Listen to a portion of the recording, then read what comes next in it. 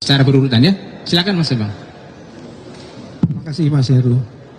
Teman-teman, kalau ingin melihat hal-hal yang penting itu ikutilah di setengah jam yang lalu, selain di para saksi-saksi ahli yang tadi sudah diperiksa dan saksi fakta kami. Apa yang menarik di situ? Ada 3 hal. Kalau diperhatikan baik-baik, secara umum saya ingin mengatakan mahkamah telah menghidupkan optimisme untuk memastikan bahwa demokrasi ini memang harus ditegakkan. Rantai kecurangan yang hadir menyerbu dan mempersoalkan kejujuran dan keadilan. Apa konfirmasinya? Coba perhatikan baik-baik. 1, belum pernah terjadi dalam sejarah Pilpres penyelenggara pemerintahan itu diundang, belum pernah terjadi.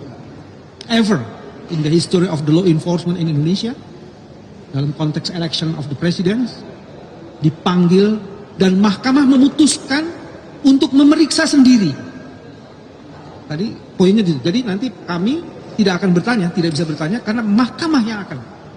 Itu sebabnya tadi mengatakan mahkamah telah menghidupkan harapan. Itu bagian pertama. Bagian kedua coba cek.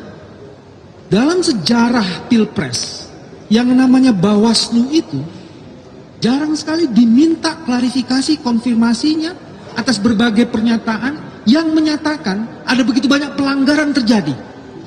Belum pernah itu. Sekarang diminta. Karena kalau saya memandang sebagai juris, saya memahami bahwa mahkamah ingin sungguh-sungguh memeriksa every single evidence. Terutama itu yang keluar dari Bawaslu. Karena Bawaslu itu adalah pengawas pemilu. Rilisnya itu menjelaskan ada ribuan masalah. Dan ribuan masalah itu mengkonfirmasi prinsip-prinsip dan azas-azas pemilu tidak sungguh-sungguh terjadi dengan sangat optimal. Itu poin yang kedua yang paling menarik.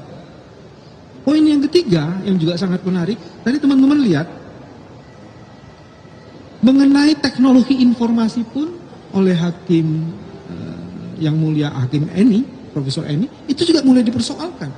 Selama ini yang namanya teknologi informasi KPU, itu seolah-olah KPU itu tidak pernah atau kebal terhadap audit forensik terhadap sistemnya dia. Makanya kemudian Profesor Eni dengan sangat cerdas mengatakan apa sih bedanya situng dan sirekap? Bedanya gede banget. Terus kesamaannya apa? Sama-sama bagian dari sistem kecurangan. Ini versi saya, bukan Profesor Eni.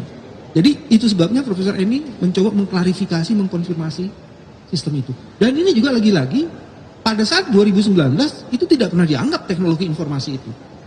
Teman-teman, kenapa yang mesti diomongin? Sirekap itu sebenarnya satu sistem yang dipakai untuk mengontrol rekapitulasi manual. Jadi dia penting banget itu. Coba lihat tadi teman-teman, hampir semua ketika mereka memeriksa itu sirekap yang dipakai dasarnya. Tapi begitu perhitungan dia pakai rekap manual. Pertanyaannya seperti tadi pagi saya kemukakan, apa jaminan kita bahwa hasil itu originalitasnya bisa dipertanggungjawabkan? Nggak ada jaminannya. Nah penutupnya Hakim Daniel yang biasanya tenang, ini cara kita membaca itu kemudian dia sudah mulai mempersoalkan kronologis dan timeline mengenai surat keputusan itu. Karena melalui ahli kami bisa membuktikan proses perjalanan penetapan calon Gibran itu melanggar undang-undang. Sempurnalah kecurangan itu. Jadi teman-teman di ujung ini menarik.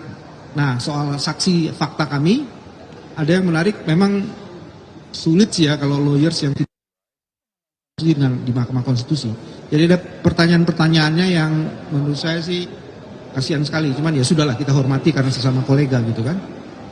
Terus ada juga yang penting untuk dikemukakan dari seluruh proses pemeriksaan hari ini, kami meyakini harapan itu makin terbuka dan kita ada di jalan terang dari sebuah lorong yang gelap.